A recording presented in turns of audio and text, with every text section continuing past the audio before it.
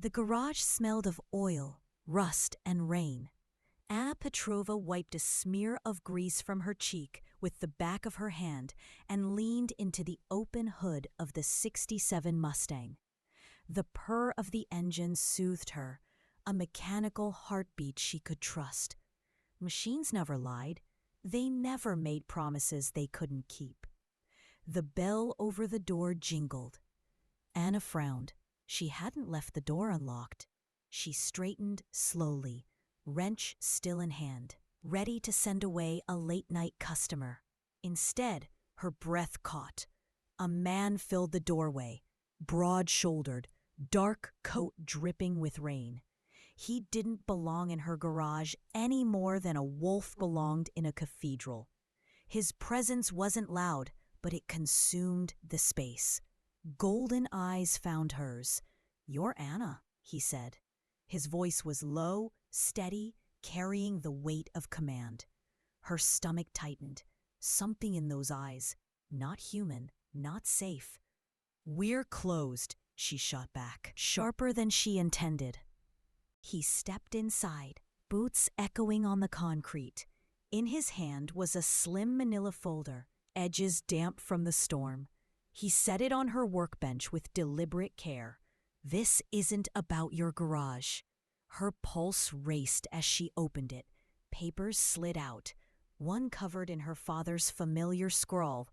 Her throat closed. "No," she whispered, scanning the words. He wouldn't. Lucian Thorne, the name signed at the bottom, was watching her, waiting. "He did," he said. No hint of apology in his tone. "Your father owed a debt to my pack. His life was spared. Yours is the cost." Anna's grip tightened on the wrench. "A marriage contract?" Lucian didn't blink. "The pack doesn't deal in half measures. A debt owed is a debt collected." Her anger snapped. "I'm not property. You can't just walk in here with some archaic piece of paper and—" His voice cut through hers, sharp and final. "You have until the full moon. Refuse, and the debt will be paid in another way." The weight of his gaze pressed on her chest. Her father's voice echoed in memory, frail from his hospital bed. "I had to make choices, Anna. Bad choices. But I did it for you." Lucian turned toward the door, rain-slick coat brushing past her.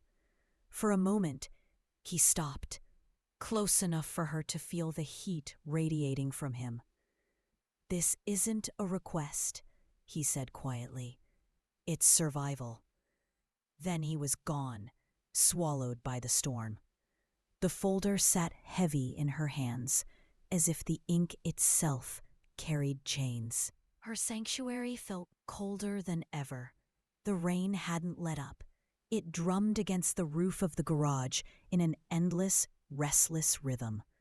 Anna had barely slept since Lucian Thorne left her with the folder and his impossible demand. Every time she closed her eyes, she saw her hum of rain. "Need a hand?" Anna jerked up, wrench clattering to the floor. A tall man leaned casually in the doorway, the shadows wrapping around him like old friends. He wasn't drenched like Lucian had been. Somehow, he looked untouched by the storm. "I said we're closed," Anna snapped, sharper than intended. The stranger smiled, easy, charming, too smooth. "That's a shame. Everyone in town says you're the best mechanic around. Thought I'd see for myself." Anna's gaze narrowed. His eyes were the first thing that unsettled her. Blue, striking, but too sharp, like broken glass pretending to be sky. "You picked a bad night," she muttered, wiping her hands on a rag. He ignored the dismissal, sauntering closer, fingers grazing a tool chest like he belonged there. "Beautiful car," he said, nodding toward the Mustang. "But it's not the only rare thing in this garage." Her skin prickled. There was something in his voice, not the brute force of Lucian's command, but a velvet under. That pressed into her mind, coaxing. "Who are you?" she demanded. He straightened, offering a smile that didn't touch those dangerous eyes. Ronan, just a man who hates to see beauty wasted on chains. She froze. Chains. The word slipped too easily into the hollow pit Lucian had left in her. I don't know what you're talking about, she lied.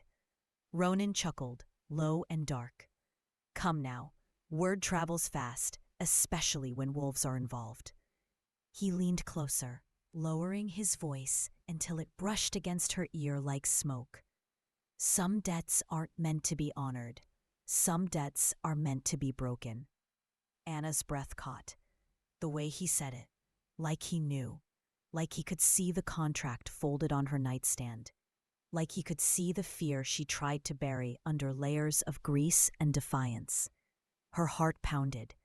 She wanted to tell him to leave, to throw him out.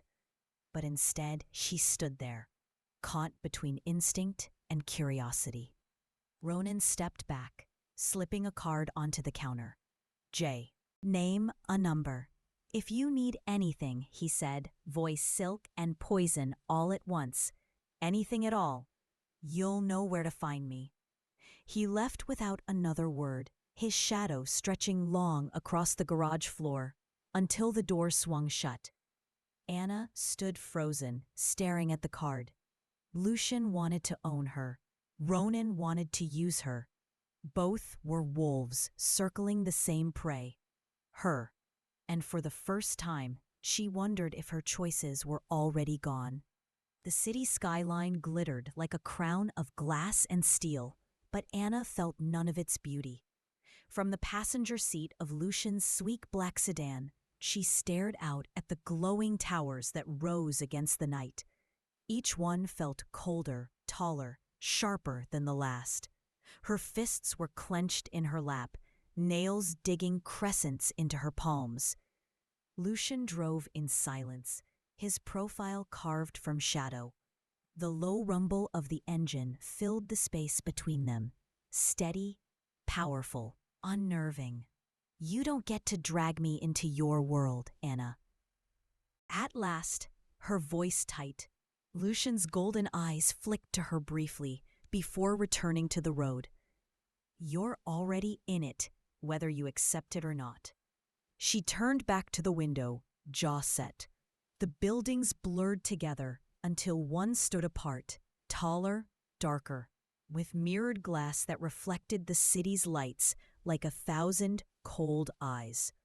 The car pulled into the underground garage of the skyscraper.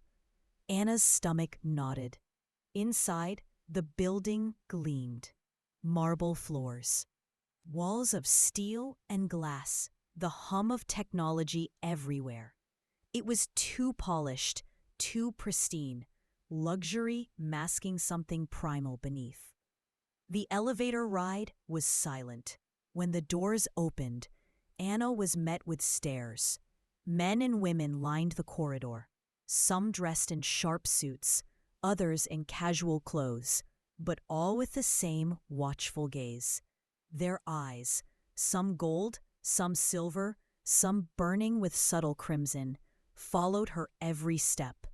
A human, an outsider, a debt. Her skin crawled under their scrutiny, but she had her chin high. She wouldn't give them the satisfaction of fear. Lucian led her into a vast dining hall, its long table set like a king's feast.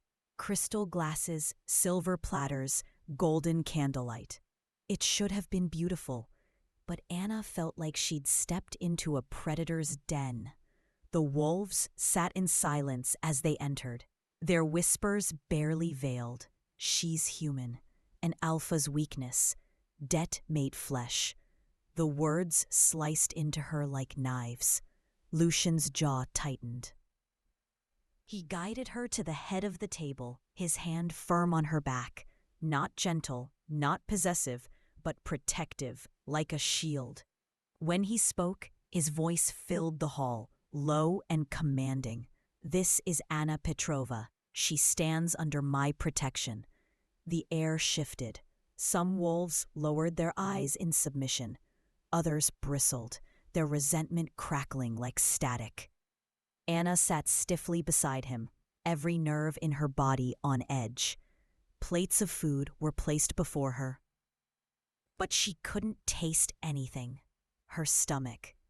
As wolves around the table exchanged sharp remarks, veiled as polite conversation, one young wolf leaned forward, a cruel smile tugging at his lips. "Tell me, human, do you really think you belong at this table?" The Rillig went still. Anna's pulse hammered in her throat. Before she could speak, Lucian's voice cut like steel. "She belongs because I say she does." His golden eyes flared, power rolling off him in waves. The wolf shrank back, lowering his gaze. Anna exhaled slowly, her shoulders trembling. She hated that she needed his protection. She hated that she was a pawn in this dangerous game. And yet, as she looked at Lucian, the weight of his presence, the storm of power in him barely contained, she felt something else stirring beneath the fear. A question she didn't want to answer. What would it mean if she wasn't just surviving him, but beginning to trust him? The skyscraper was beautiful in the way prisons sometimes are. Polished surfaces, gleaming corridors, silence. Enough to choke. Anna lay in the room they'd given her, staring up at the ceiling. It was furnished like a luxury hotel, soft bed, silk curtains, warm lighting. But the door locked from the outside. The walls felt too close, the air too still. She sat up, restless. This wasn't home. It never would be. Her mind drifted back to her father's garage, the hum of tools, the smell of oil and metal, grease-stained hands and freedom. Here, even the air smelled artificial, too clean, too controlled. She pulled her hair back, grabbed the pack-issued sweater from the chair, and slipped into the hall. If they thought she'd sit in that gilded cage and wait for her life to be dictated, they were wrong. The building was alive with hums and clicks, servers, vents, machinery hidden behind its sleek facade. Most people wouldn't notice, but Anna's ears had always been tuned for engines and systems. That's when she spotted it. Quickened, crouching, she slipped inside. The air was warmer, laced with dust and electricity. Tunnels stretched in every direction, lined with pipes and wires. Her father had taught her how to read systems like a language, and this place spoke volumes. She crawled through until she found herself above a lower-level room. Voices drifted up through the vent, low and sharp. "The shipment goes tomorrow night. If the generators fail, Lucian will look weak. The investors will panic." Fail-safes. They thought she was helpless, but she knew engines. She knew machines. She knew how to stop this. By the time the voices faded and footsteps receded, Anna was shaking. With fear, yes, but also fury. She crawled back into the corridor, heart racing. She had two choices: stay silent and hope Lucian's empire crumbled, or tell him what she knew. Neither option felt safe. Lucian scared her. He was too powerful, too consuming. But Ronan scared her more. His lies slithered like vines, choking everything. When she finally found Lucian, he was in his office, standing before a wall of glass that overlooked the city. His reflection burned with gold in the night. "I overheard something," Anna said, her voice unsteady but firm. Lucian turned, brow raised. "Go on." She told him everything: the shipment, the generators, the plan to sabotage.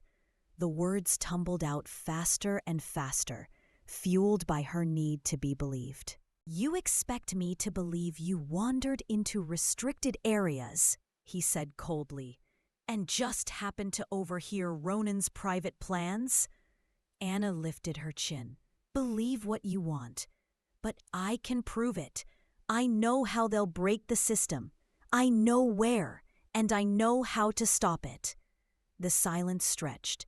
Then Lucian stepped closer, his gaze locked on hers. For the first time, she saw something shift in those golden eyes. Not suspicion, not dismissal, recognition. You're not just a debt, he murmured. You're an asset. Anna's heart pounded. For the first time, she wasn't just surviving. She had power, and it terrified her almost as much as it thrilled her. The night air bit cold against Anna's cheeks as she stepped out of the black SUV. The warehouse loomed in front of her, massive, industrial, humming with the low thrum of power. Its walls were steel, but Anna could feel the heartbeat of its machinery pulsing through the ground beneath her boots. Lucian stood beside her, tall and commanding in a dark coat that cut sharp lines against the night. His men lingered nearby, shadows armed with purpose, waiting for orders. Stay close, Lucian told her, his voice low. I'm not here to be babysat, Anna shot back, tugging her jacket tighter. I'm here because I know where the system will fail. You don't. For a moment, his gaze burned into hers, sharp enough to make her pulse stutter. But then, to her surprise, the corner of his mouth curved, not in amusement, but in something that almost looked like respect. Fine, he said. Lead the way.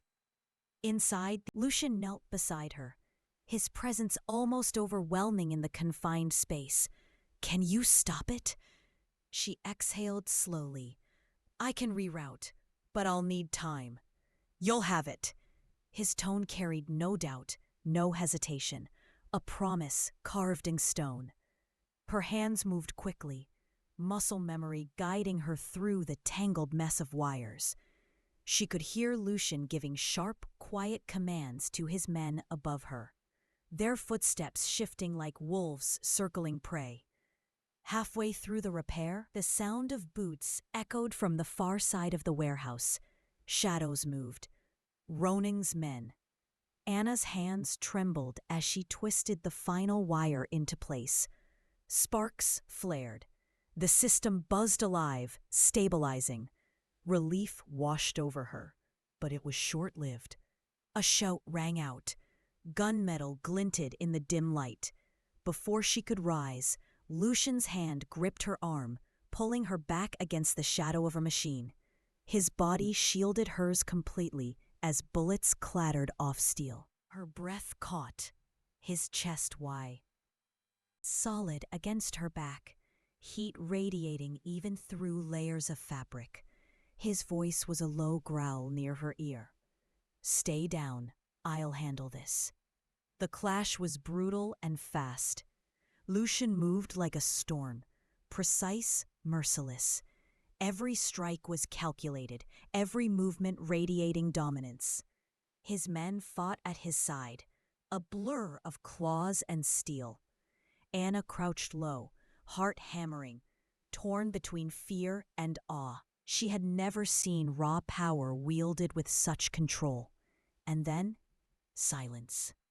Lucian straightened, chest heaving, golden eyes burning through the dim light. His men dragged the intruders away, broken and defeated. Anna rose slowly, brushing dust from her hands. System stable, she said, voice tight. You're welcome. Lucian stepped closer, his gaze holding hers with unnerving intensity. You just saved my empire, he said quietly. Don't think for a second I don't recognize that. Her throat tightened. I didn't do it for you. No, he murmured, his voice like velvet wrapped around. But you did it. And that changes everything. For the first time, Anna realized she wasn't just surviving in Lucian's world. She was shaping it. And the way he looked at her, like she was both a risk and a revelation, made her pulse race in ways she didn't dare admit. The smell of smoke hit Anna before she even turned the corner. Acrid, sharp, clinging to the night air like a warning. Her stomach dropped. She knew that smell. No. The words slipped out of her throat in a broken whisper as she stumbled forward. The garage, her father's garage, the old brick building that had been their home, their livelihood, their sanctuary. Flames no longer raged, but blackened walls and shattered windows told the story well enough. The fire trucks were gone. What remained was ruin, and the soft hiss of cooling ash. Anna's knees buckled, but Lucian's hand caught her elbow before she hit the ground. She shook him off. Lucian's jaw tightened, the muscle there ticking like a clock wound too tight.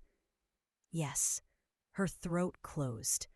The garage was more than a building. It was her father's dream, the place where he had taught her every bolt, every line of grease on her hands.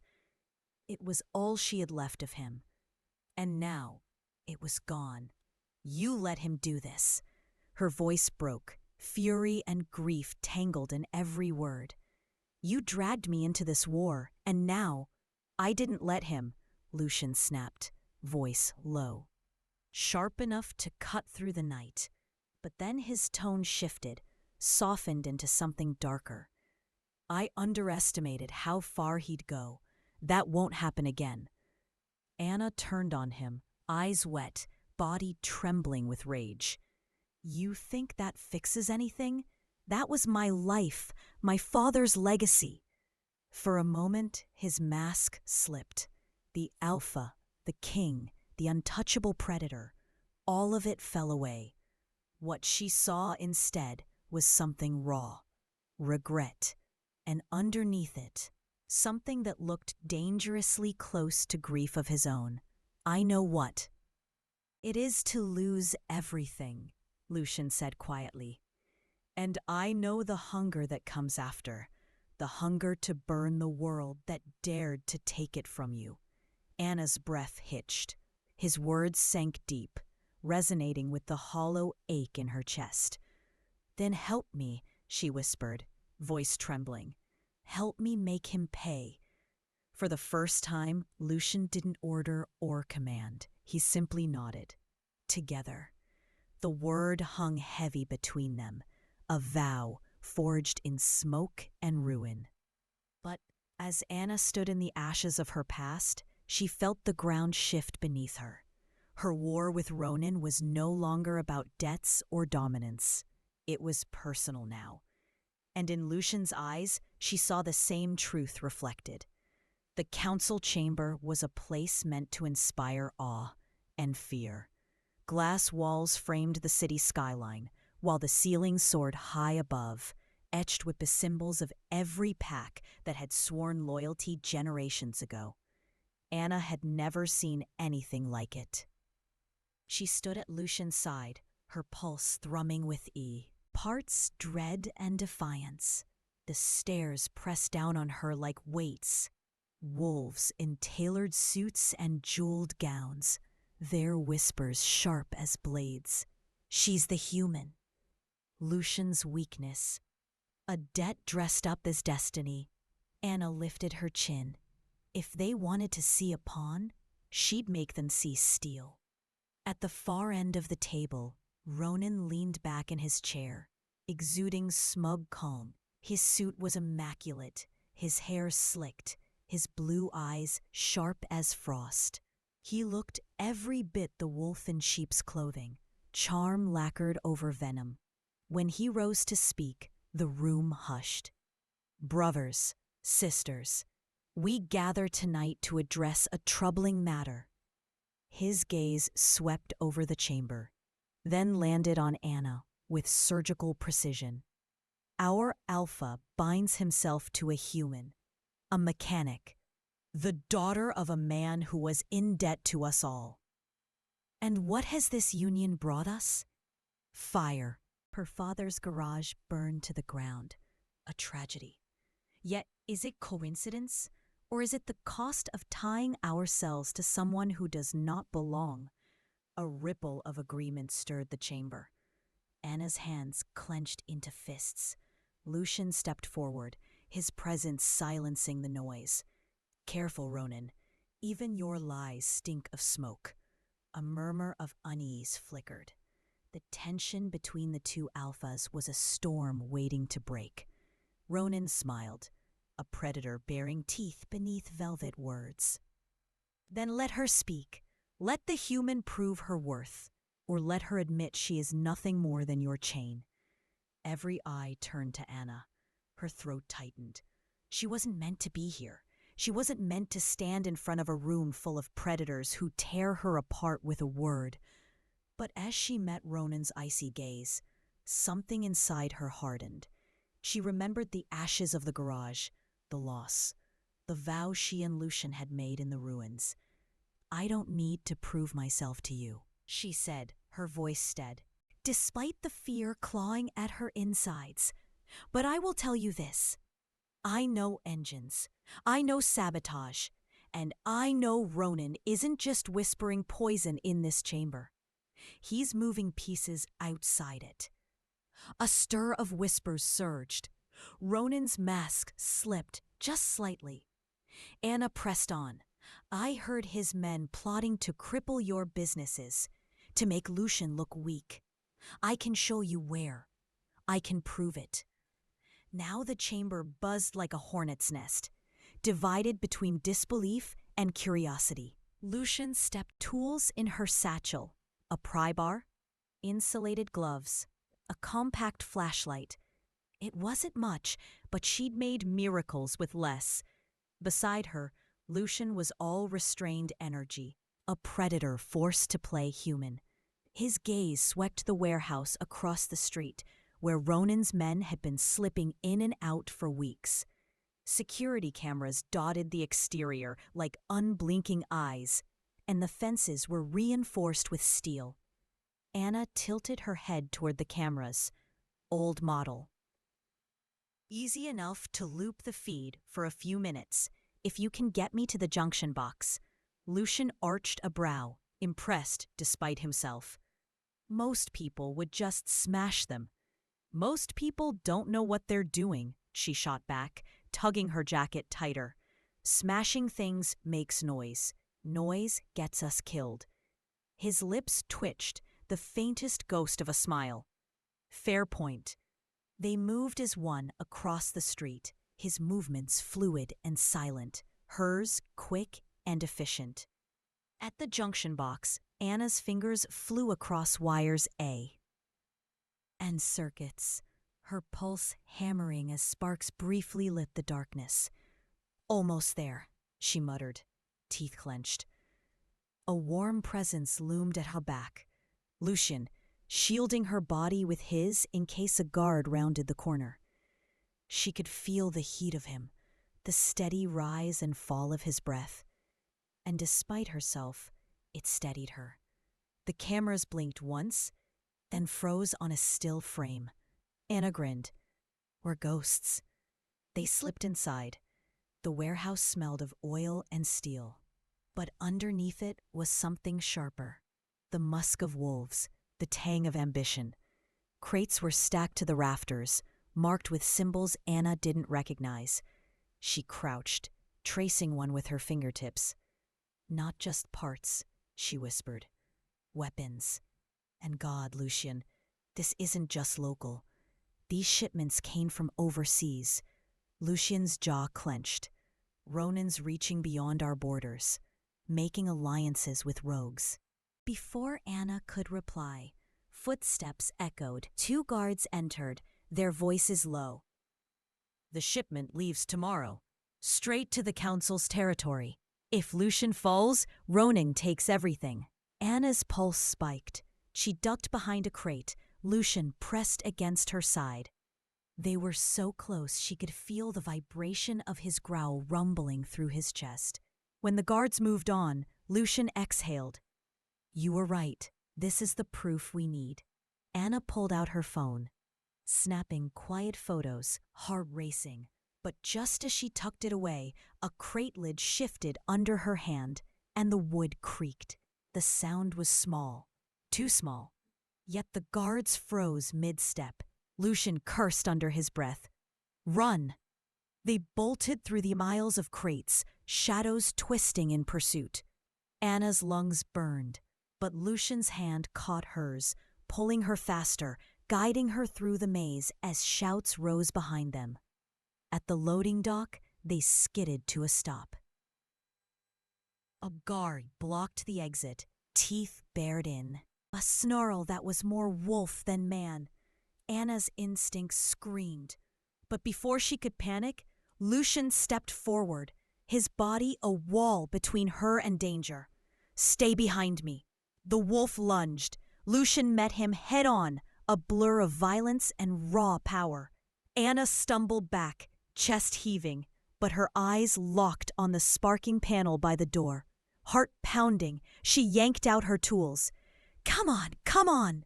Lucian fought like fire and steel, but he was outnumbered. More guards pouring in, circling like predators sensing blood. Anna twisted two wires together. Sparks flared. The loading dock doors shuddered and groaned open just enough to squeeze through. Lucian! She screamed. He slammed the last guard into a crate and sprinted, grabbing her hand as they dove under the rising door. The night swallowed them whole, rain slicking their faces as the warehouse erupted in furious shouts behind them. They didn't stop running until they were blocks away, breathless and drenched. Anna bent down, laughing and shaking at once. We actually did it. Lucian stared at her, chest heaving, his eyes still burning with the wolf inside. Then softer, almost reverent. You did it. Anna's laughter faltered. For the first time, he wasn't looking at her as a debt or a pawn or even a problem. He was looking at her as if she mattered, and that terrified her more than Ronan ever could. They found shelter in the skeletal remains of an abandoned train station. Its roof half collapsed and walls tagged with faded graffiti. Rain trickled through the cracks, dripping in a steady rhythm that echoed their ragged breaths. Anna slumped against the wall, her muscles trembling with exhaustion, her hair plastered to her face. Her satchel slid from her shoulder, tools clattering faintly to the floor. She didn't care. Her lungs still burned, and adrenaline left her buzzing like live wire. Lucian paced in the shadows, his suit torn at the shoulder, blood streaking down his arm. It wasn't his own. At least not all of it. The air around him vibrated with barely contained energy, the wolf still prowling just beneath his skin. Sit down, Anna whispered, surprised at the steadiness of her voice. His golden eyes cut to her, sharp, unreadable. Then he obeyed, lowering himself onto the cracked tile across from her. For a moment, there was only the sound of the rain and their uneven breaths. You almost got torn apart back there, he said finally, his voice low and rough. Her laugh came out sharper than she intended. Me? You were the one throwing yourself at a wolf twice your size. I told you to stay behind me. And I told you noise gets us killed. Guess we both don't listen very well. Silence stretched, heavy but not suffocating. Anna reached into her satchel, fingers brushing her tools until she found a small cloth. Without thinking, she moved closer, kneeling in front of him. Let me see your arm. It's nothing, he muttered. Humor me. He didn't move for a long time. She thought he'd refuse. Then, with a reluctant sigh, he extended his arm. Up close, the wound wasn't deep, but it was angry and raw. Anna dabbed at it carefully, her fingers brushing against the solid warmth of his skin. She expected him to pull away, but he stayed still, watching her with an intensity that made her pulse stutter. You should heal fast, right? Werewolf and all that? She asked, keeping her tone light. Usually. His gaze didn't waver, but blood still stains. Pain still lingers. We aren't immune to being broken. Her hands stilled. She glanced up at him, and for the first time, "Stop them." But instead of snapping, instead of growling, he only looked at her, long and hard, as if she'd spoken a truth he hadn't let himself name. The storm outside deepened, thunder rolling like a drumbeat. Inside, the air thickened with something else. Anna's hand lingered on his arm longer than it should have. His heat soaked into her, steadying and dangerous all at once. Her heart thundered in her chest, a wild rhythm that matched the storm. When he finally spoke, his voice was softer, strict bare. "You think I don't see you, that you're just a debt, a weight I never asked for. But tonight," his golden eyes caught the dim light, fierce and unflinching. "Tonight you saved us both." Anna swallowed hard, her throat dry. She wanted to deny it, to shove his words away. But she couldn't. Not when something inside her, something she didn't trust, was answering his pull. She drew back suddenly, stuffing the cloth into her bag, putting space between them before her heart betrayed him. "We should get moving," she said, her voice a little too sharp, "before Ronan's men find this place." Lucian didn't argue, but as he rose, towering over her, his gaze lingered, and in it, Anna saw the one thing more dangerous than his power: hope. The storm had passed, but the world outside still smelled of rain and smoke. They'd made it to a safe house on the edge of the city, a hidden property that looked like nothing more than a boarded-up warehouse. Inside, though, it was stripped bare but functional. A cot, a steel table, and a flickering lantern that painted shadows across the concrete walls. Anna sat on the cot, wringing rainwater from her hair, her fingers numb from exhaustion. Lucian stood at the far end of the room, shoulders broad against the dim light, pacing like a caged animal. The silence stretched until it snapped. "You never told me why you agreed," Anna said finally, her voice low but steady. "Why accept my father's deal? You're an alpha. You could have crushed that rival company without help." Lucian stilled. For a long time he didn't answer. When he did, his voice was quieter than she'd ever heard it. Because it wasn't about the company. It was about the promise. Anna frowned. "Promise?" He turned, eyes catching the lantern light, molten and unreadable. "Your father begged me not to let his daughter lose everything. He offered me his life, but he gave me yours. And I swore I would protect what he loved most." Her breath caught. She wanted to hate him for saying it, for making it sound like he had done her some twisted kindness. But the way his voice broke on the word protect, it didn't sound like manipulation. It sounded like regret. "You think chaining me to you is protection?" she shot back, heat rising in her chest. "No," he said, too quickly, then softer. "Not anymore." The words hung in the air like fragile glass. Anna's pulse hammered. She should have pulled back. Should have put distance between them. But instead, Bam. He looked tired, human, and for the first time, she realized just how much he carried, not just the weight of his pack, not just the fight against Ronan, but the silent burden of a promise he hadn't known how to keep. Her voice trembled despite her best efforts. "You scare me, Lucian." He stepped closer, slow, deliberate. "Good." His golden eyes burned, softer now, no less dangerous. "Fear means you still see me clearly." "And yet," she whispered, "I don't want to." For a heartbeat. The space between them disappeared. His hand hovered, almost brushing her cheek, then hesitated, a rare moment of restraint from a man who never asked permission for anything. Anna's chest ached with something sharp and unfamiliar. She wanted him to touch her. She wanted him not to. The lantern flickered, breaking the spell. Lucian pulled back first, the distance returning like a wall. Get some rest.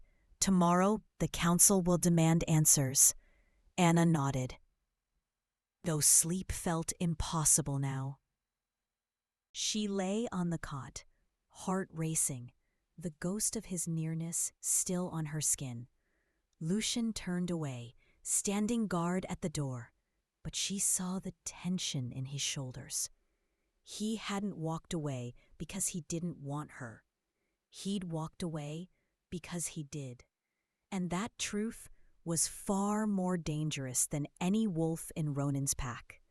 The chamber was carved from old stone, circular and cavernous, its walls lined with banners bearing the crest of every family in the pack. A ring of fire bowls lit the room, the flames snapping and twisting, throwing shadows that seemed almost alive.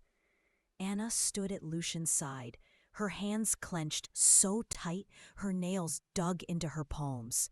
Every eye in the chamber was on her, some curious, some hostile, some openly disgusted. She had never felt smaller, and yet she forced herself to stand tall. At the center sat the council, 7 wolves, old as the city itself, their eyes sharp with suspicion. This is the debt? One of them sneered, his gaze raking over Anna as though she were a faulty weapon. This human child? She is not a child. Lucian's voice cut through the chamber, low and commanding. His hand flexed at his side, close enough to brush hers, but he didn't. Not here, not yet. Before Anna could breathe, the heavy doors swung open. Ronan strolled in, every inch the predator in polished skin. His smile was lazy, but his eyes were knives. "Esteemed council," he said, bowing with mock reverence, and Alpha, his gaze flicked to Lucian, then lingered on Anna with unsettling hunger. "And the bride." Anna's stomach turned. "You overstep," Lucian growled, voice laced with the power of command. "Do I?" Ronan's smile widened, wolfish. "Or do I simply shed light on truths you'd rather bury?" He paced the circle slowly, like a wolf stalking prey. "You speak of debts, of promises honored. But what is this really? A human, a mechanic's daughter, dragged into our world like a lamb to slaughter. Tell me, counsel, does this sound like strength?" The chamber stirred with murmurs, doubt rippling like a current. Anna's chest tightened. "She has already proven her worth," Lucian snapped, golden eyes flashing. "She saved one of our enterprises from sabotage." Ronan's laugh cut him off. Smooth, mocking. Sabotage Lucian himself failed to anticipate. "Perhaps she staged it to earn your trust." The accusation sliced the air. Anna's throat went dry, her pulse a drumbeat in her ears. "That's a lie," she spat, before she could stop herself. "I risked my life to—" "Silence," one of the elders barked, the word echoing like a whip crack. Ronan's gaze found hers, lips curling. "You see, already she speaks out of turn. Already she poisons our Alpha with her defiance."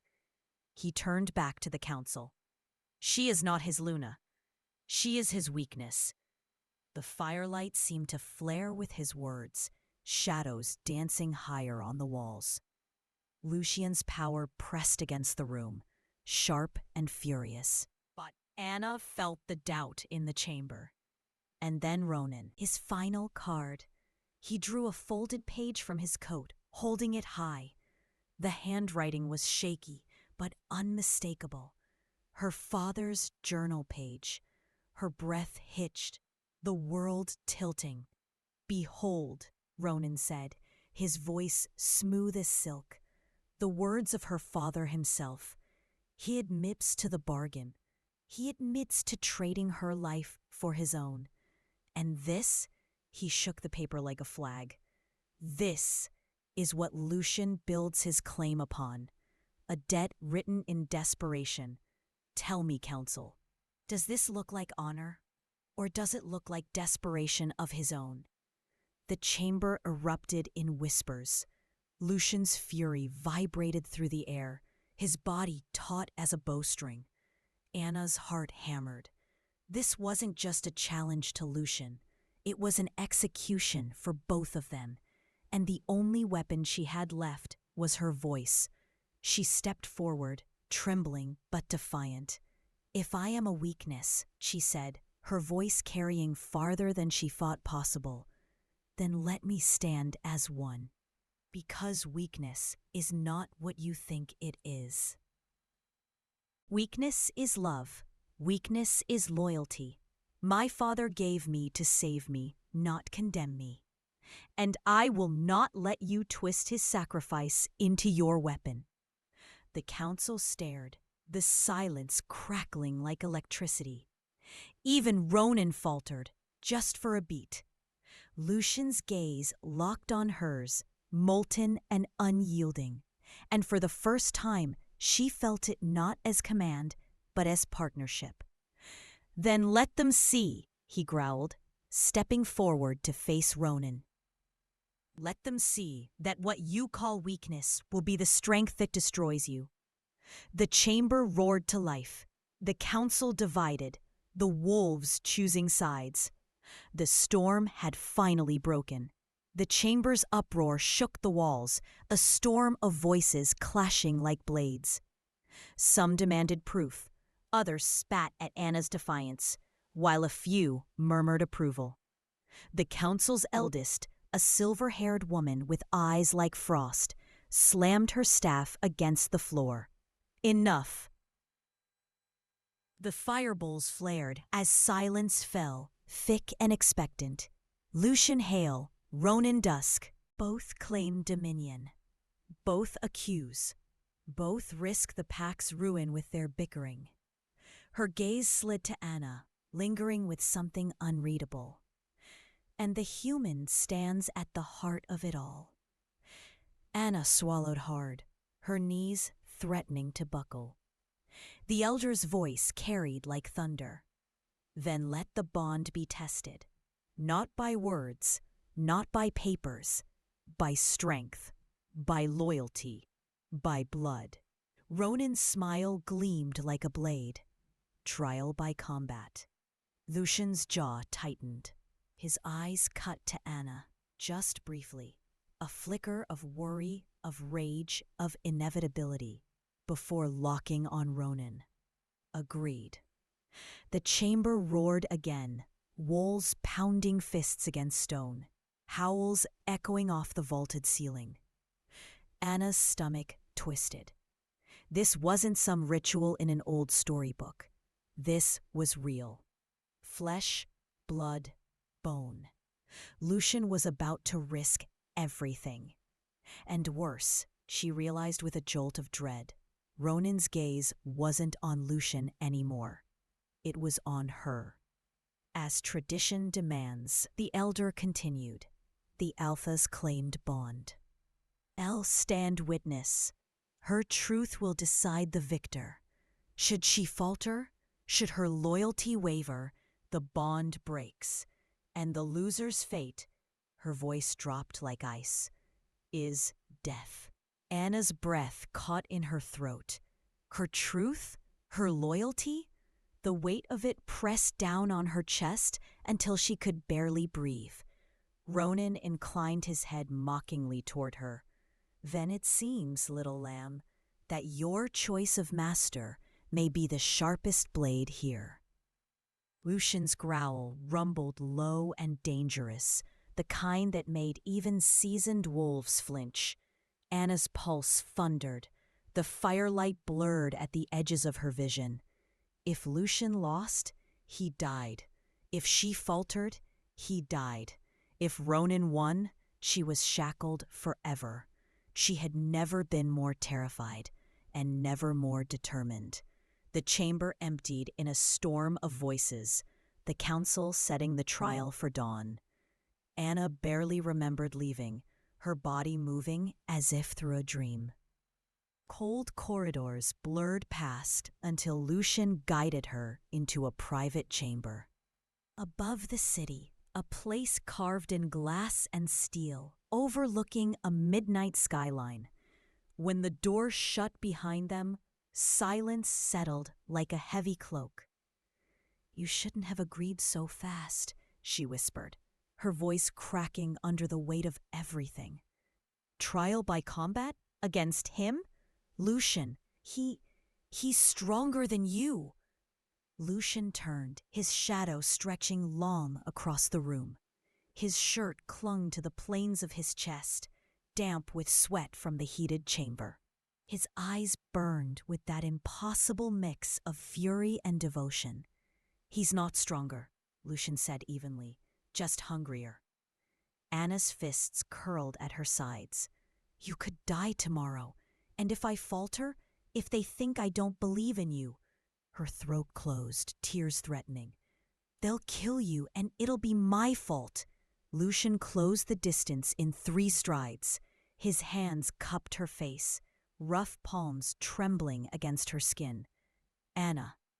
His voice was low, almost breaking. "You are the only reason I'm still standing. Do you understand? Without you, Ronan would have won already." Her breath shuddered out of her chest. She wanted to believe him, needed to, but the fear gnawed at her bones. "You don't get it," she whispered. "I don't want to watch you die. I don't want to lose you, not after everything." Something inside Lucian snapped at those words. His forehead pressed to hers, their breaths tangling. His growl was softer now, more human than beast. "Then don't let me go," he said. "Don't doubt me, don't doubt us." For the first time since the debt bound them, there was no alpha and no captive, no debt and no deal. Just 2 souls pressed together in the dark, clinging to something fragile and real. Anna's hands fisted in his shirt, pulling him closer as if she could anchor him there forever. The fear didn't vanish, but it shifted into something sharper, fiercer, a promise. "I won't falter," she swore. "Not tomorrow, not ever." Lucian's lips brushed hers. Not a claim, not a demand, but a vow sealed in silence. The city lights flickered beyond the glass. Somewhere in the night, Ronan was sharpening his blade of lies and ambition. Tomorrow, the pack would demand blood. But tonight, for the first time, Anna and Lucian chose each other. Dawn came cold and merciless.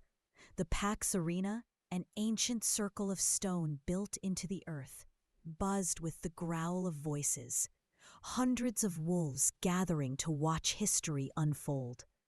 The air was thick with anticipation, the scent of bloodlust and judgment. Anna stood on the edge of the circle, the weight of 100 eyes pressing down on her. Every instinct screamed to run, but Lucian's hand brushed hers before he stepped forward, grounding her in place. He didn't look at her. Not now, not with so many watching. But that small touch burned hotter than fire. The High Council sat elevated above, their faces carved in stone-like indifference.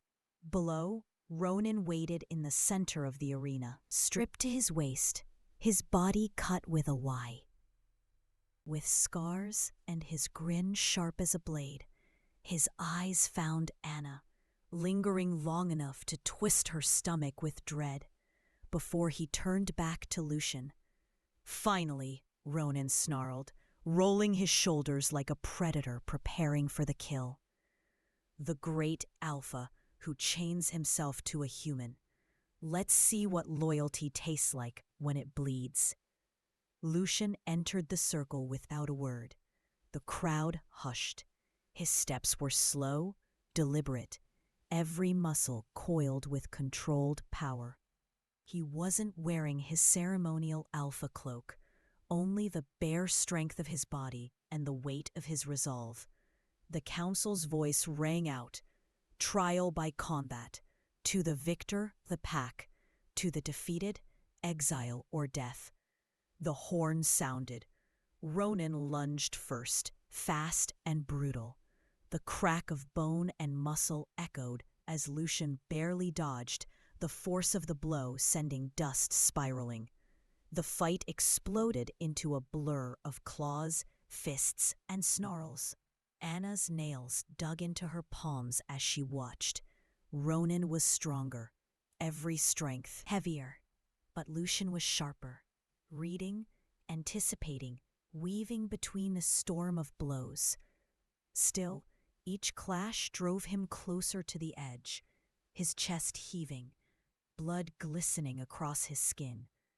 Ronan laughed, spitting crimson. "You can't win, brother. You've gone soft. That little mechanic's made you weak." Anna's heart hammered.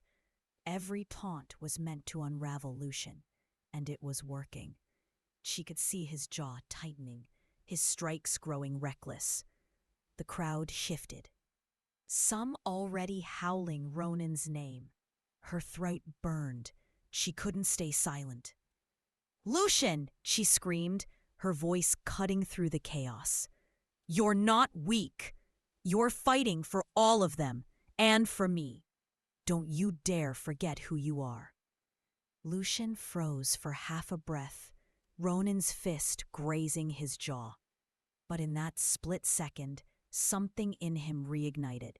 He straightened, his shoulders squaring, his eyes blazing gold. And then he attacked. The fight turned. Lucian moved like fire. His strikes rage but by unyielding purpose. Every hit drove Ronan back, every growl echoing with alpha authority.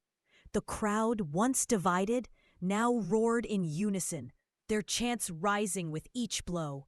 Ronan faltered, staggering under the weight of Lucian's final strike.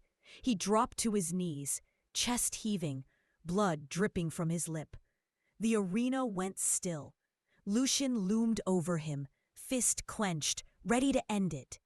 But instead of the killing blow, he looked up, straight at Anna. For the first time, his choice was not for dominance, but for something greater. "I am Alpha," Lucian growled, his voice thundering across the circle. "Not because I destroy, but because I protect. This pack, my people, and the woman who stood by me when no one else would." He released Ronan, letting him fall into the dust like a broken shadow. The council rose, their verdict ringing clear. Lucian Hale remains Alpha. The crowd erupted. Wolves howled, voices rising in unity. Anna's knees nearly gave out. But when Lucian crossed the circle and pulled her into his arms before all of them, the fear that had strangled her for so long broke apart. He wasn't just her captor or her debt. He was her choice. The arena's dust hadn't even settled when the pack surged forward, howls splitting the morning air. Some wolves pressed fists to their chests in respect, bowing their heads to Lucian. Others, Ronan's followers, slunk back into the shadows, their eyes burning with bitterness. Anna clutched Lucian's arm as he guided her toward the council platform. His body was warm against hers, bloodied but unbroken. Every step was a reminder. He had chosen her, not just in the fight, but before the entire pack. One of the council elders, a silver-haired wolf with eyes like shards of ice, rose to address the crowd. "The trial is complete. Lucian Hale remains Alpha by right of strength and spirit. Let it be recorded. The human girl is no longer a debt. She is his Luna." Gasps rippled through the circle. A Luna. The word felt like both a crown and a chain around Anna's neck. She could feel their stares on her: curiosity, suspicion, admiration, hatred. 100 silent judgments wrapped around her like a cloak too heavy to bear. Lucian's golden gaze never left hers. "They will learn," he said softly, his voice meant for her alone. "You will not stand in their shadows. You will stand beside me." But before she could answer, a scuffle broke out near the edge of the arena. Wolves dragged Ronan forward, his lips split, his pride shattered. Even on his knees, he still managed a grin. "You think this is finished?" he rasped, spitting blood into the dirt. His eyes found Anna, cold and venomous. "You think a human can save your pack? She'll destroy you from the inside. Just wait." Lucian's growl rumbled low, primal. "Exile," he commanded, voice sharp as steel. "Let him rot beyond these walls. If he returns, he dies." The council hesitated. Banishing a wolf of Ronan's bloodline was dangerous, but Lucian's glare brooked no challenge. The decree was sealed. Ronan was dragged away, still laughing, his voice echoing like a curse. The pack dispersed slowly, buzzing with whispers. Some bowed to Anna as they passed. Others turned their backs. She stood in the middle of it all, the weight of her father's bargain, Lucian's victory, and Ronan's warning pressing in on her. When the circle was nearly empty, Lucian turned to her fully, his hand brushing her jaw where her skin was pale from fear. "You stood by me today," he said. "The pack saw it. I saw it." His spum grazed her cheekbone. "No one can take that from us." Her chest tightened. For the first time, she didn't feel like a pawn, or a debt, or a prize. She felt like a partner. And yet, in the hollow echo of Ronan's laughter, she knew the fight wasn't over. That night, after the arena emptied and the last counselor's voice faded from the stone hall, Lucian led Anna through the skyscraper's corridors. His hand never left hers, steady, grounding. The silence between them was thick, heavy with everything that had happened. When they reached his private chambers, he stopped. The city glittered through the glass walls, lights shimmering like stars caught in a web. But Anna barely noticed. She was still trembling, her ears echoing with Ronan's laugh. Lucian turned to her, golden eyes softer than she'd ever seen them. "You don't have to be afraid anymore," he said low. "Not of me." Reverence that undid her. By watching you, by seeing that you never bowed, even when you were breaking. His voice was husky now, stripped bare. "You've been stronger than me from the start, Anna." The sound of her name on his lips unraveled something inside her. For so long she had been fighting, against him, against her father's ghost, against her own heart. But in that moment, with the city stretched out like a kingdom below them, she let herself stop fighting. Her fingers slid into his shirt, clutching the fabric over his chest. His heart thundered beneath her palm. He bent his head, slow, deliberate, as if giving her time to stop him. She didn't. The kiss was not the fierce claiming she had expected. It was a vow, gentle at first, then deepening into something that left her breathless. His hand cupped her jaw, steadying her, as though she might fall apart without him. When they finally broke apart, their foreheads still touching, he whispered, "No more debts, no more bargains. Just us."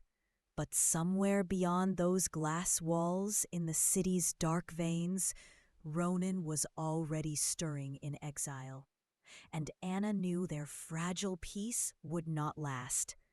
The days after the trial passed like smoke, heavy and strange. Anna found herself moving through Lucian's world. every step both too big and too small. The skyscraper was alive with wolves, some shifting openly in the marble halls, others moving in sleek suits and sharp heels. Every time she walked beside Lucian, their eyes followed her. Some bowed their heads in respect, others sneered. Most just stared, waiting for her to falter. At first, Anna kept her hands buried in her jacket pockets, her chin tucked down. But Lucian's hand would always find hers, lacing their fingers together as though daring anyone to look away. They dined at the long obsidian table where the pack's inner circle gathered. The meals were more like battles than banquets. Conversation cut like blades, dripping with subtle challenges. When one wolf muttered that she smelled too human for their Luna, Lucian's growl silenced the table. Still, Anna caught the whispers, saw the looks. She was a symbol of weakness to some, a curiosity to others. But in the quiet moments, she carved out the space that was hers. In the sub-basement, tucked between humming generators, she found the maintenance bay. Machines half forgotten, wires snarled, metal begging for hands that knew how to shape it. Here, she breathed again. She patched leaks in the cooling system, calibrated sensors the wolves had ignored. One evening, a younger wolf found her there, wide-eyed as she coaxed a stubborn motor back to life. By the next week, 2 more came, watching in fascination. Slowly, the whispers changed. Lucian noticed. One night, as she wiped grease from her hands, he leaned against the doorframe, watching her with that unreadable gaze. "You're claiming territory," he said, "in your own way." She smirked, tossing the rag at him. Better than sitting at that dinner table waiting to be torn apart. He caught the rag easily, but his smile was soft, proud even. "You don't see it yet, but they're already learning from you." It wasn't perfect. Some nights, she cried alone in the bathroom, the weight of the title Luna pressing down like iron. Some mornings, she woke furious at her father, at Lucian, at herself for feeling something dangerous whenever he touched her hand. But there were also nights when he stood with her on the balcony, the city stretching out below, and for a few fragile moments, she felt like the cage was a choice she had made. She was no longer just a debt. She was becoming something else. And deep in the shadows of the city, Ronan was watching, waiting for the perfect moment to remind her that debts are never truly broken. Far beyond the glittering skyscraper, where the city lights bled into the black of the forest, Ronan stood at the edge of a frozen river. Exile was meant to be humiliation, cast out, stripped of power, watched like a criminal. But Ronan was never a wolf who thrived in cages, and exile was no cage at all. It was freedom. Around him, shadows moved, wolves who had slipped away from Lucian's reign, some scarred, some hungry for more than loyalty to a golden-eyed alpha. Their eyes glued faintly in the dark, waiting for Ronan's word. He let the silence stretch before speaking, his voice low, calculated. "They think throwing me into the woods ends me, but look," he gestured toward the skyscraper gleaming in the distance. "That tower of glass, and they'll protect him. They've already named the girl Luna." Ronan's grin sharpened. "The council bends when it fears. We'll give them reason to. Sabotage their veins, their businesses, their alliances, their secrets, make Lucian look weak, and when they doubt, we strike." He knelt, dragging his hand through the snow, carving lines like a map. "The human is the key, not because of who she is, but because of who he is when he looks at her. We'll use her to unravel him, thread by thread." The scarred wolf growled approval. The others echoed it, a chorus of hunger in the night. Ronan straightened, his blue eyes gleaming like ice. Lucian Hale may think he's won, but this isn't his story anymore. It's mine. In the distance, the skyscraper pulsed like a heartbeat in the dark, and inside, Anna and Lucian moved closer without knowing how carefully the trap was being set. Ronan remained by the river long after the others dispersed, the cold seeping into his bones like an old friend. He thrived in the quiet, in the waiting. Lucian was fire, blazing, reckless, burning everything in his path. Ronan was ice, patient, inevitable. He drew a small leather-bound notebook from his coat. Inside were names, numbers, connections, threads of the pack's empire woven through the city like veins. He traced a finger over one in particular, his mouth curving into a cruel smile. The shipping docks. It was more than cargo and crates. It was lifeblood. The docks funneled money into the pack's holdings, kept their allies fed, funded their reach into the human world. It was Lucian's pride, the mark of his leadership, the proof he could keep the wolves thriving under his rule. "Cut the artery," Ronan murmured to himself, the words fogging in the night air. Watch the beast bleed, imagining the chaos. A shipment sabotaged, a deal with humans exposed. Whispers of corruption spreading through the pack, doubt curdling in the council's veins. And through it all, the human girl's face would haunt Lucian. Ronan saw it clearly. Anna standing in that glass tower, trapped between loyalty and fear, questioning if her alpha could truly protect her. Ronan didn't even need to touch her. He just had to make her doubt, because doubt was poison. It spread faster than fire, killed more thoroughly than any blade. A voice stirred behind him. One of his closest followers, a lean wolf with smoke-gray eyes, emerged from the trees. "When do we move?" Ronan didn't look back. His smile widened as he gazed at the skyscraper glowing in the distance. "Soon," he said softly. "By the next moonrise, Lucian Hale will be scrambling to hold his empire together. And when the cracks spread far enough, we'll break him where it hurts most." He turned away from the river, his coat billowing in the night wind, and vanished into the dark. The first strike had already been chosen. Anna woke to the sound of raised voices. At first, she thought it was a dream, the kind where muffled arguments bled through like echoes in a tunnel. But as her eyes blinked open to the dim glow of dawn spilling through the glass walls of Lucian's penthouse, she realized it was real. Lucian's voice, low, sharp, cutting like a blade, carried from the next room.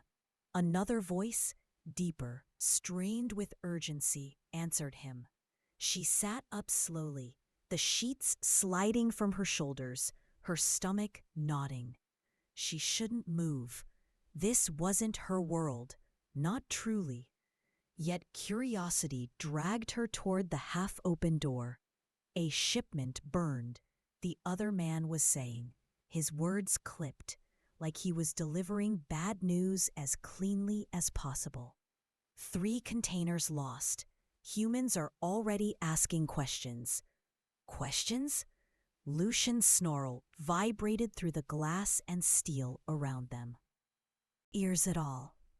Silence, heavy. The kind that meant Blaine was shifting, looking for a target. Anna's breath caught. She had no idea what they were talking about. Shipments, humans, secrets. But the tension in Lucian's tone struck something deep inside her. It was the same as when she'd caught her father whispering to creditors late at night, his voice hard with desperation. She pushed the door a little wider, the cool air brushing her skin. Lucian stood with his back to her. shoulders taut beneath a white shirt, sleeves shoved to his elbows. His jaw was set, his hand gripping the edge of the table so tightly, veins stood out along his arm. The other man, a wiry wolf she didn't know, shifted uncomfortably, glancing in her direction but saying nothing. Lucian didn't notice her, not at first, but then his head lifted, and his reflection caught hers in the window's glass. Their eyes locked, his amber gaze burning like an ember held too long. Anna froze. She wasn't supposed to see this side-o. Him, the cracks in the Alpha's armor. For a moment, she thought he'd send her away. Instead, his voice softened, barely. "Go back to bed," he said. But there was no bite in it, only the shadow of something heavier. And for the first time, Anna wondered, not with fear, but with something closer to dread. What kind of world she'd been dragged into? Anna lingered in the doorway, her hand tightening against the frame. She knew she should retreat, slip back into the cocoon of blankets. Pretend she hadn't heard anything, but her body wouldn't obey. Lucian dismissed the other wolf with a curt gesture, his voice carrying a finality that brooked no argument. The man bowed his head, retreated, and the door clicked shut behind him. Now it was just the two of them. Lucian didn't turn at once. He stood motionless, staring out the wall of windows as the city's skyline emerged beneath the pale blush of morning. His reflection flickered across the glass. Rigid shoulders, clenched jaw, the faintest tremor in his hand before he pressed it flat against the cool pane. Anna's throat tightened. For a heartbeat, she didn't see the fearsome Alpha who had bargained her life into his debt. She saw a man carrying something so heavy it threatened to break him. "You heard," he murmured finally, his voice low, not accusing. Anna swallowed. "I didn't mean to. She trailed off, hating how small her voice sounded. His head turned, just enough for his eyes to catch hers. There was no anger there, no scolding, only weariness, tempered with something she couldn't name. Vulnerability, maybe, or the smallest allowance of trust. "Trouble is circling," Lucian said. "It was bound to. Ronan doesn't fight in the open. He'll chip away at everything that keeps this pack standing." Anna hesitated, every instinct telling her to step back. But her father's garage flashed in her mind. The nights she'd watched him work, sweat and grease staining his hands. Muttering that one broken part could stall a entire engine. "Then you can't let him," she said softly, surprising even herself. "You fix it before it spreads. Like rust." A flicker of surprise crossed his face, then something sharper, like a spark catching flame. His gaze lingered on her a moment too long. "You speak as though you've mended more than cars," he said. Her cheeks warmed, but she lifted her chin. "Engines, gears, hydraulics, they all have one thing in common. Ignore the smallest fault, and it becomes the thing that kills you." The corner of his mouth twitched, not quite a smile, but enough to soften the iron lines of his face. For the first time since she'd been dragged into this world, Anna felt a strange shift between them. Not captor and captive, not alpha and outsider. Something else, a quiet recognition, as though he saw her not just as her father's debt, but as someone who could matter in her own right. The realization made her heart race, and it terrified her. Anna stayed rooted where she was, the silence between them stretching thin as wire. She should have turned back into the room, let him carry his burdens alone. But the rawness in his voice, the glimpse of strain in his stance, anchored her. Lucian finally moved, stepping away from the glass, and for a moment, she thought he would dismiss her too, like the subordinate before. Instead, he crossed the space with deliberate calm until he stood a breath's distance away. His presence radiated heat, steady and consuming, like standing too close to a fire on a winter night. "You shouldn't involve yourself in this," he said quietly, though there was no edge of command, only caution. "My enemies will use anything, anyone, to weaken me." Anna's pulse skipped. "I already am involved, whether I like it or not." The truth of her words hung heavy between them. She expected denial, a reminder of her role as collateral in a deal she never struck. But his expression shifted, tightened, like he heard more than defiance in her tone. "You're not wrong," he admitted. The words weighted. "And that makes me furious with myself." Her chest tightened, the floor tilting under her. She wasn't prepared for honesty from him, wasn't prepared for the glimpse of the man beneath the alpha. His jaw flexed, and she realized with a strange start that he wasn't just dangerous to his enemies. He was dangerous to himself because he cared more than he wanted to. "Lucian," she began. Unsure what she meant to say, his eyes found hers, holding them as though the world outside that room could burn, and he wouldn't look away. For a fleeting instant, the distance between them dissolved, fragile and electric. She wondered if he could hear how fast her heart was beating, if he could smell the fear tangled with something she couldn't deny, something dangerously close to want. Then the moment fractured. A knock at the door, sharp and unwelcome, snapped the thread taut. Lucian's gaze hardened, the alpha's mask slipping back over him like armor. "Stay here," he told her, voice low but steady. "Whatever comes next, you don't face it alone." Anna didn't move, her body thrumming with the echo of something unfinished, something that scared her more than Ronan's whispers. Because for the first time, she wasn't sure what terrified her more, the enemy outside the door or the bond sparking to life inside it.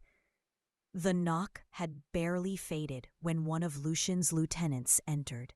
Eyes hard, voice clipped. "It's Ronan. He's moving. One of our warehouses was set to burn tonight." Lucian's face turned to stone, but his eyes flicked briefly to Anna. She felt the weight of it, the unspoken calculation. He could keep her hidden, shielded from the storm, or he could bring her into it and risk everything. Anna broke the silence first. "If it's sabotage, I can help. You'll need someone who understands the systems, the wiring. Whoever planted it won't expect anyone to look twice." For a long moment, Lucian studied her, the firelight catching the sharp lines of his jaw. Then, with the smallest tilt of his head, he made his decision. "Gear up," he said. "You're coming." The night air bit at her skin as they moved together through the city's shadowed veins. Lucian led with predator's grace, Anna keeping pace despite her hammering heart. When they reached the warehouse, smoke already licked at its edges. Inside, she dropped to her knees, tools clattering as she worked to disable the crude but effective device planted deep in the wiring. Lucian stood guard, a wall of muscle and lethal intent, every sense on edge. Time stretched thin. Her hands trembled, but her mind sharpened with every click of metal against metal. Lucian crouched close, steadying her wrist once when her grip faltered. "Breathe," he murmured, his breath warm against her ear. "You've got this." The words shouldn't have meant so much, but they rooted her. With a final twist, the device went dead. The red light fading into darkness, She exhaled shakily, only then realizing how close he was. The scent of him, pine and smoke, filled her lungs. Their eyes met, and in that flicker of triumph, of survival shared, something shifted. But before it could deepen, a sound ripped through the night, clapping, slow and mocking. Ronan stepped from the shadows, flanked by his loyalists, his smile sharp as broken glass. "Well, well," he drawled, "the Alpha and his little mechanic. How poetic." She fixes his toys while he pretends he isn't breaking. His gaze lingered on Anna, predatory and cold. "You've chosen your cage, girl. But cages break." Lucian's growl was low, animal, vibrating through the air. Anna felt it in her bones. Ronan only smiled wider, as if he'd been waiting for this moment. The standoff snapped tight, every second thick with the promise of blood. And Anna knew, with bone-deep certainty, that the choice she made tonight, where to stand, who to trust, would decide not just her fate, but the fate of everyone caught in the storm between these two men. The silence after Ronan's words was heavier than gunfire. Anna's chest rose and fell too fast, her pulse thundering in her ears. Lucian shifted subtly, placing himself between her and Ronan, a shield made of flesh and fury. "You've gone too far," Lucian said, voice low, dangerous. Ronan smirked, tilting his head. "Too far? Or just far enough? Tell me, brother. How long before they realize your bleeding weakness for a mortal girl?" His gaze flicked to Anna, piercing, invasive. "You think they'll follow you once they see she's your undoing?" Anna's stomach twisted. For one wild second, she wondered if he was right, if Lucian was risking everything just by letting her stand beside him. But then she felt Lucian's presence, steady and unyielding, a wall that refused to crumble. "Go back to your shadows, Ronan," Lucian warned, "before I drag you into the light." Ronan's laugh was low and cruel. He stepped back, his men melting with him into the night. His parting words lingered like poison in the air. "Enjoy your borrowed time. The council won't save you." The drive back was wordless. Anna stared out at the city lights blurring past. Her fingers clutched tight around the wrench she hadn't realized she was still holding. When they reached the skyscraper, she didn't head for her room. She followed Lucian instead, up to a floor she'd never seen. His floor.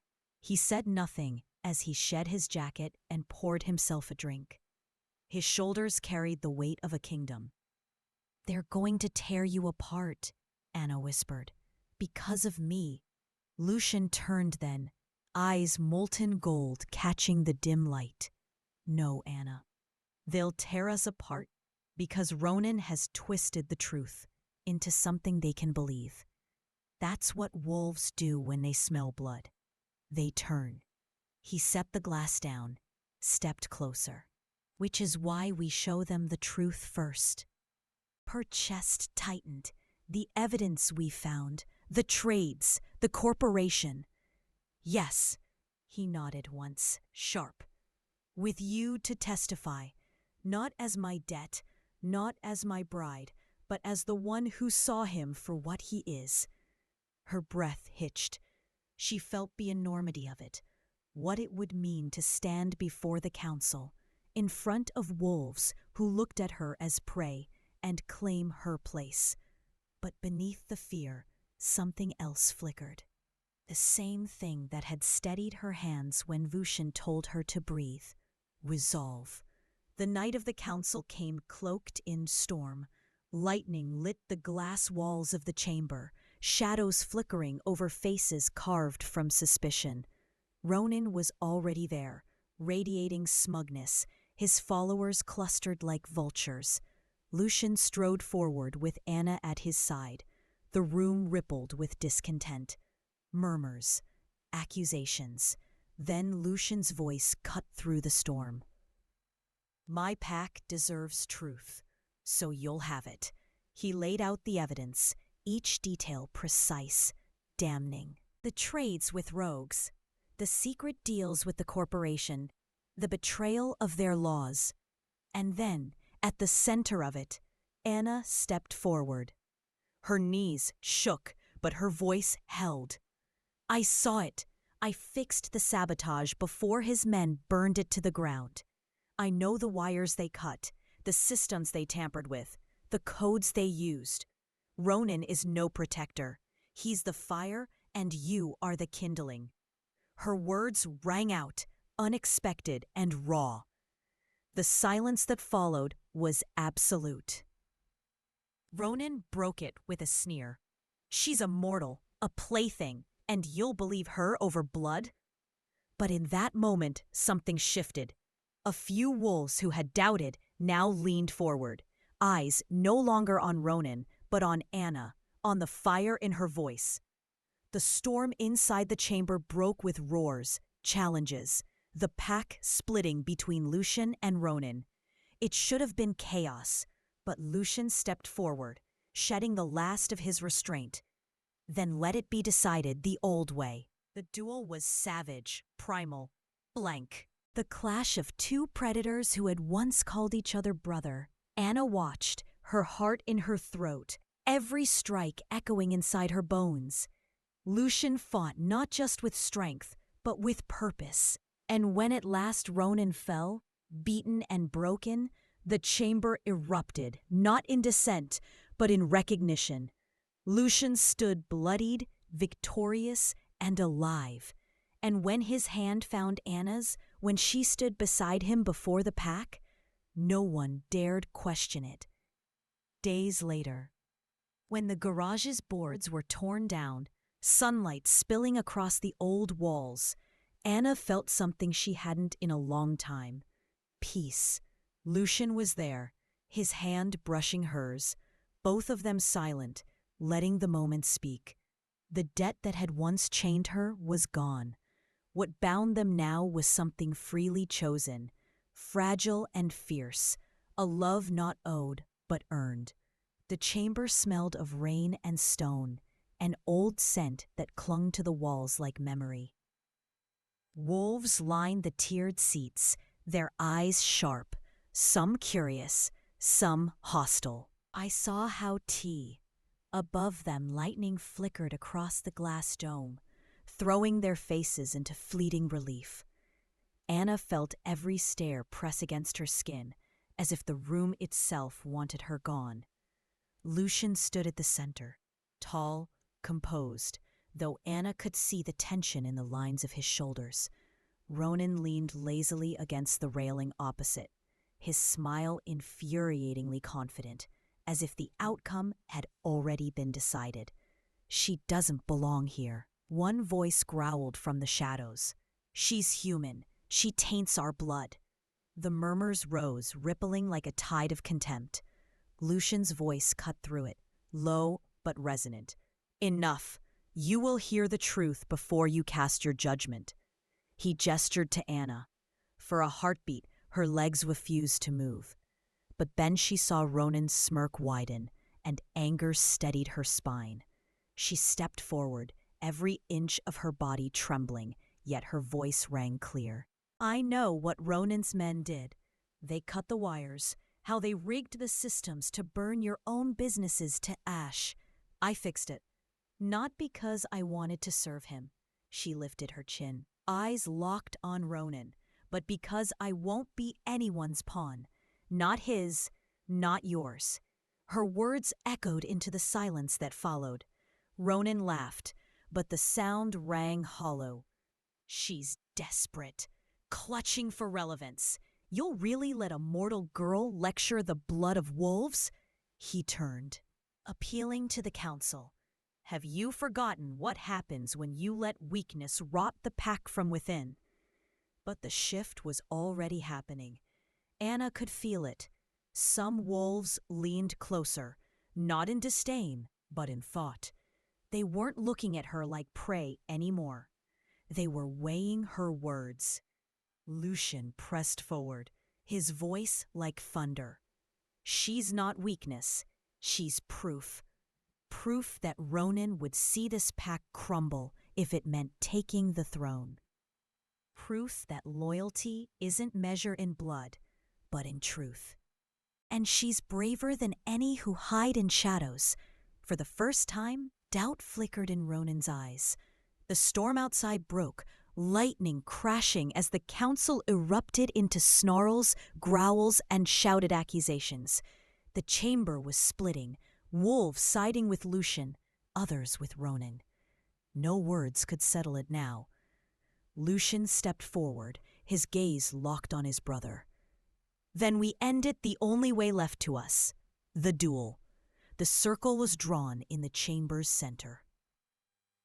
Ancient lines carved into stone, glowing faintly under the stormlight. The wolves pressed close, their voices hushed now, the air vibrating with anticipation. Lucian stood tall, his jacket gone, shirt sleeves rolled to his forearms. Power radiated from him in waves, restrained but lethal. Ronan stepped inside the circle with a predator's smile. His movements were fluid, coiled with arrogance. At last, brother, let's see if you're worthy of the throne you cling to. The duel began not with a signal, but with a growl that split the air. Claws, speed, strength, the room blurred with violence.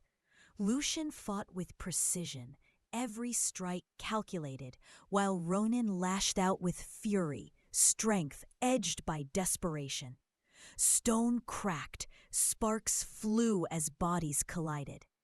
The council watched in rapt silence, centuries of law holding them from interfering. Anna couldn't breathe. Her hands trembled at her sides, but she forced herself not to look away. This wasn't just Lucian's fight. It was hers too. Every blow carried the weight of her father's bargain, every strike a reminder of the chain she had inherited. Then she saw it, Ronan's hand slipping, a glint of steel hidden in his palm, a blade laced with something darker, poison meant to tip the fight. He slashed, quick, too quick for most to notice. But Anna did. "Lucian!" she shouted, her voice cracking through the chamber like lightning. He twisted at the last second. The gasp that rippled through the wolves was sharp, collective. Anna moved before fear could root her. She held up the folder, the contract her father had signed, the journal pages she had carried like a curse. Her voice shook, but it carried. "This isn't strength. This isn't honor. Ronan isn't fighting for the pack. He's been selling you out. To corporations. To rogues. I've seen the records. I have proof." Murmurs turned to growls, not against her this time, but against Ronan. The council surged, anger breaking like a dam. Ronan's eyes widened, fury overtaking his smugness. He lunged for her, but Lucian was faster. With a roar that shook the chamber, he struck his brother down, pinning him against the stone. One final blow, decisive and unyielding, ended the challenge. Silence followed, heavy and absolute. Then one by one, wolves lowered their heads, to Lucian and to the woman who had stood beside him.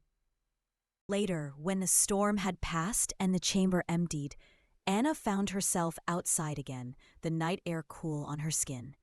Lucian joined her, his shirt torn, his hands bloodied, but his eyes softer than she had ever seen them. "The debt," he said quietly, "is over. You owe me nothing now." Anna looked at him, at the man who had once felt like a monster in the shadows. Her heart ached with everything they had endured, everything lost and gained. "Maybe I don't," she whispered, "but maybe I choose you anyway." Weeks later, the garage doors groaned open. Boards torn down, dust swept clean, the air smelling of oil and steel again. It wasn't just hers anymore. Lucian stood beside her, not as Alpha demanding obedience, but as a partner rebuilding with her. The debt that had once bound them was gone. What remained was something stronger, forged in fire, choice, and love, freely given. The wolf's debt had been paid, and in its place, a future had been chosen. The days that followed were quieter, though the echoes of the duel lingered in every corner of the city. The council had stripped Ronan of his rank, his loyalists scattered to the wind. His name, once spoken with fear, was now a curse spat on the ground. For Anna, the silence felt strange. She no longer woke to the weight of a bargain hanging over her head. The garage had been returned, its locks replaced, its windows no longer dark. With grease on her hands and tools at her side, life should have slipped back into place, but nothing was the same. Lucian came often, not as Alpha with orders, but as a man learning how to stand still in someone else's world. He watched her work, sometimes helped, more often just leaned against the wall, a steady presence she no longer found suffocating. When she laughed, truly laughed, for the first time in weeks, his expression had softened into something unguarded, almost reverent. One evening, after the last car had been rolled out and the lights dimmed, they stepped outside together. The night was clear, the moon swollen and bright, silvering the edges of the street. Anna tipped her face up, breathing in the cool air. "I used to hate the full moon," she said quietly. "It felt like a clock ticking down, like every silver sliver was just another reminder of what was coming for me." Lucian stood beside her, his gaze fixed on the same sky. And now she thought about the contract, about the journal, about Ronan's sneer in the council chamber. But she also thought about Lucian's hand steadying hers as she disabled the device, about his voice telling her to breathe, about the way he had looked at her, not as a debt, not as a prize, but as someone who chose to stand with him. "Now," she whispered, "it just feels like a promise." Lucian turned to her then, golden eyes catching the moonlight. And for once, there was no weight in his stare. No demand, no bargain, only the quiet question of a man who had fought and bled and waited for her answer. Anna's heart beat once, twice, before she let the choice settle in her chest like truth. She reached for his hand, grease-stained and scarred, meeting calloused warmth. "I'll choose this," she said. "I choose us." The wolf's debt had been written in blood and fear, but under the full moon it ended in something greater.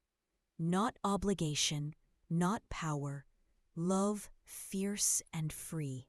The days that followed were quieter, though the echoes of the duel lingered in every corner of the city. The council had stripped Ronan of his rank, his loyalists scattered to the wind. His name, once spoken with fear, was now a curse spat on the ground. For Anna, the silence felt strange. She no longer woke to the weight of a bargain hanging over her head. The garage had been returned, its locks replaced, its windows no longer dark. With grease on her hands and tools at her side, life should have slipped back into place. But nothing was the same. Lucian came often, not as Alpha with orders, but as a man learning how to stand still in someone else's world. He watched her work, sometimes helped, more often just leaned against the wall, a steady presence she no longer found suffocating. When she laughed, truly laughed, for the first time in weeks, His expression had softened into something unguarded, almost reverent. One evening, after the last car had been rolled out and the lights dimmed, they stepped outside together. The night was clear, the moon swollen and bright, silvering the edges of the street. Anna tipped her face up, breathing in the cool air. "I used to hate the full moon," she said quietly.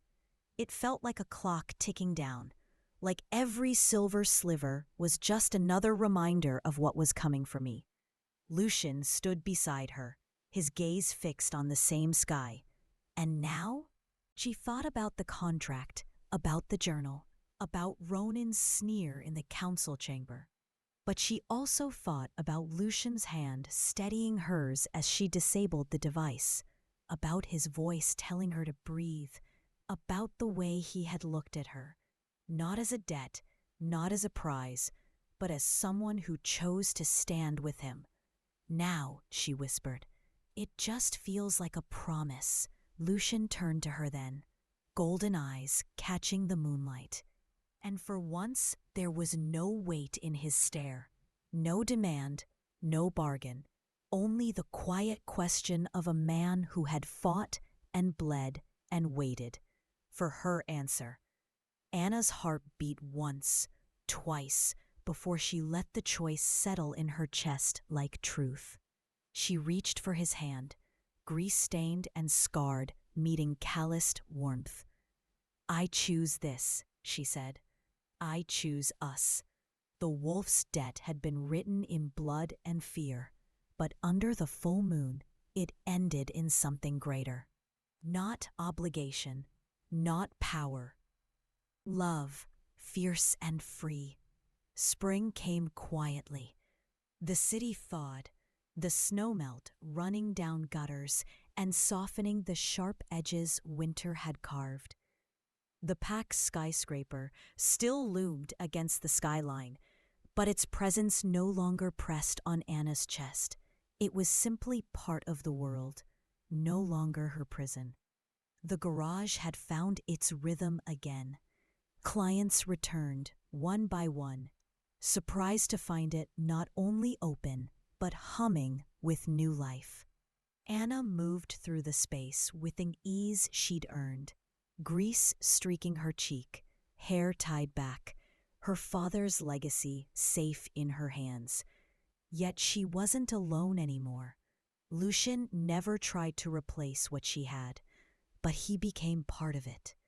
Some days he worked beside her, sleeves rolled up, laugh surprisingly rough when an engine spluttered in his hands. Other days, he simply stayed in the corner, reviewing council documents while she tinkered. The sound of tools and pages weaving into something oddly domestic. It wasn't the life either of them had planned. But it was theirs. The pack had shifted too. Suspicion lingered, but cracks of change had opened.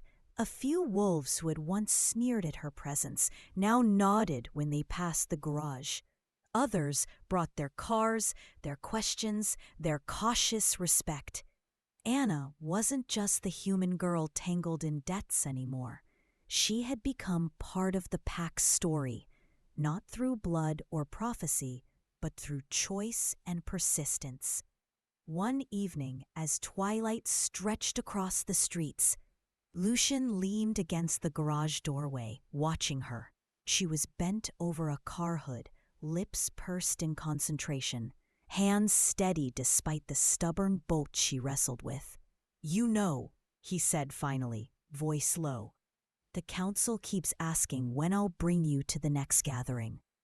Anna glanced up, arching a brow. "And what do you tell them? That you'll come when you're ready?" She smirked, wiping her hands on a rag. "So, never?" Lucian chuckled, the sound rare and unguarded. "Maybe, or maybe sooner than you think."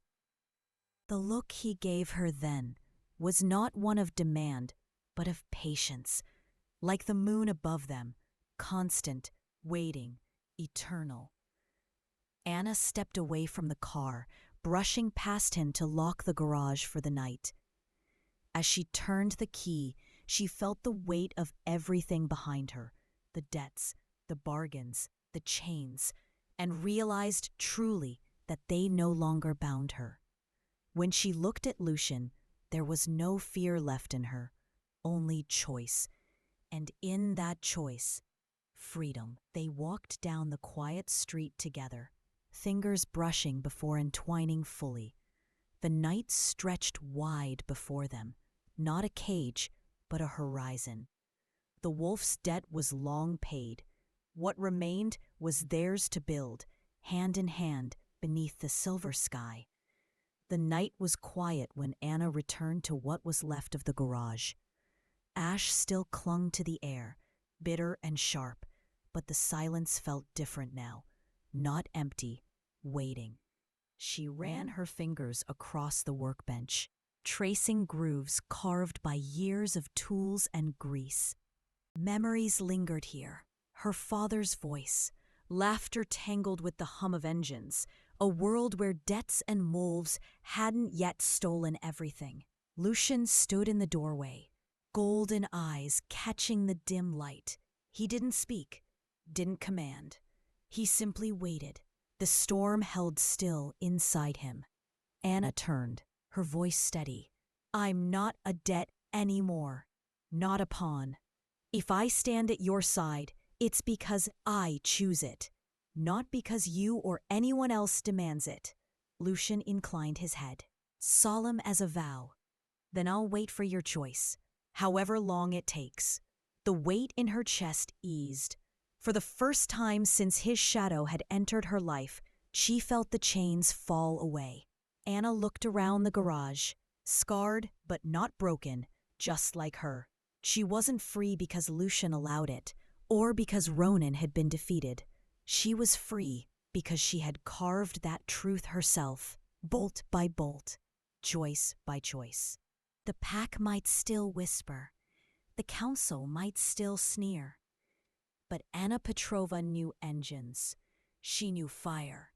And she knew herself. And that was enough.